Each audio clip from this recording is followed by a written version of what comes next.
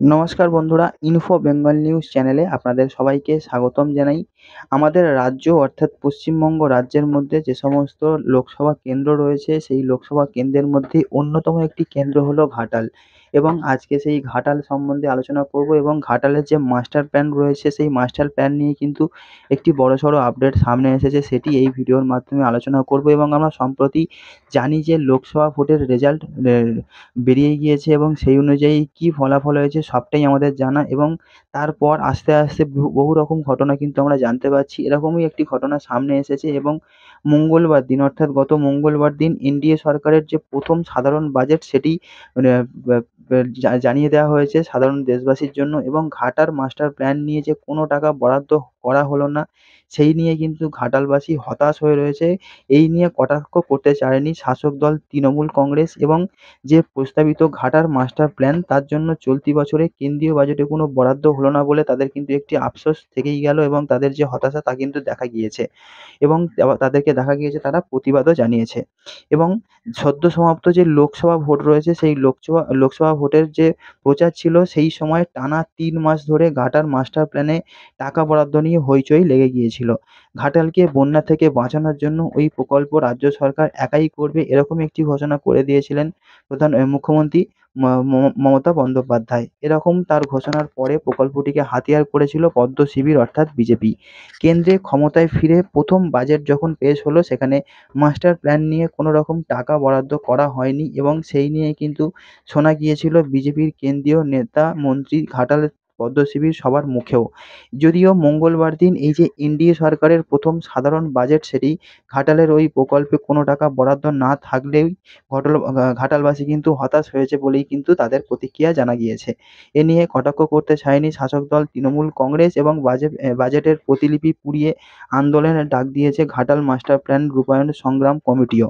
কমিটির সম্পাদক নারায়ণ নায়ক বলছেন যে মঙ্গলবার দিন সাধারণ বাজেটে হতাশ হয়েছে ঘাটালবাসী সহ ২ মেদিনীপুরের ২০ লক্ষ মানুষ।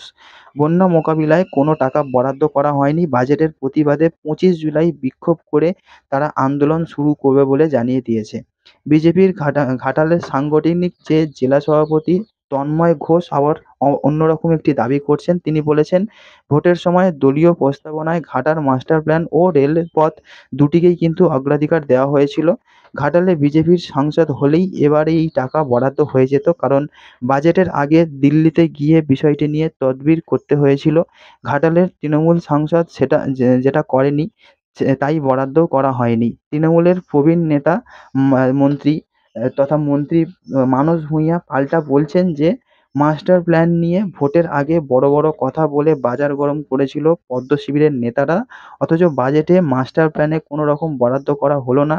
বন্যা মোকাবিলায় গোটা বাংলার জন্য কোনো রকম কেন্দ্র টাকা দেয়নি। বিজেপি যে কত অসত্য ও মিথ্যা কথা বলে ঘাটালের মানুষ সেটি বুঝে গিয়েছেন। মানসবাবু মনে করিয়েছেন যে মুখ্যমন্ত্রী ঘোষণা করেছিলেন ঘাটালের যে মাস্টার প্ল্যান, সেটি রাজ্য সরকার রূপায়ণ করবে। সেরকম পদক্ষেপও অলরেডি শুরু হয়ে গিয়েছে এবং বন্যা নিয়ন্ত্রণের জন্য ঘাটাল মাস্টার প্ল্যান দীর্ঘদিনের প্রস্তাবিত প্রকল্পের হয়ে পড়ে রয়েছে। এছাড়া বয়স ৬০ পেরিয়েছে তার বলে কিন্তু জানা যাচ্ছে।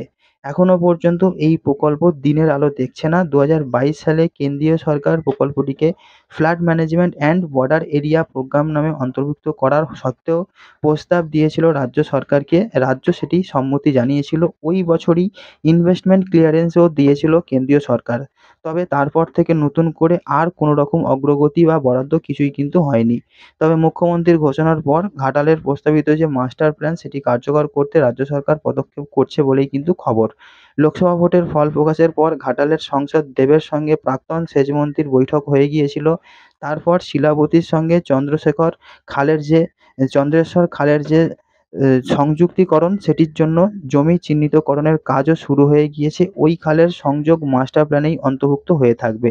তবে ঘাটালবাসী মাস্টার প্ল্যান আন্দোলনের সঙ্গে যুক্ত অনেকেই মনে করছেন যে মুখ্যমন্ত্রী একা এই প্রকল্পের কাজ করবেন বলে ঘোষণা করে দিয়েছেন। তবে এও বলে দিয়েছেন যে যদি কেন্দ্রীয় সরকার টাকা না দেয়, তাহলে রাজ্য সরকার একাই পর্যায়ক্রমে কয়েক বছর ধরে প্রকল্পটিকে বাস্তবায়িত করবে।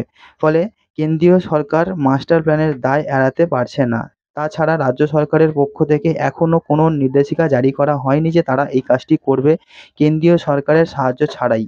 তাছাড়া এত বড় প্রকল্প রাজ্যের পক্ষে কেন্দ্রীয় সরকারের যে সহায়তা সেটি ছাড়া আদৌ রূপায়ণ করা সম্ভব কিনা তাই নিয়ে কিন্তু একটি প্রশ্ন থেকেই যাচ্ছে এবং ঘাটালবাসীর জন্য যে চিন্তা বা কপালের ভাঁজ তা কিন্তু থেকেই যাচ্ছে। তো বন্ধু, এই ছিল আপডেট, যেখানে একটি গুরুত্বপূর্ণ আপডেট ঘাটালবাসীর জন্য পাওয়া গিয়েছে, সেটি আপডেট শেয়ার করলাম আপনাদের সঙ্গে। আপনাদের কি বক্তব্য রয়েছে কমেন্ট করে জানাতে পারেন। দেখা হচ্ছে আপনার সঙ্গে পরবর্তী ভিডিওতে। সবাই খুব ভালো থাকবেন। Good bye.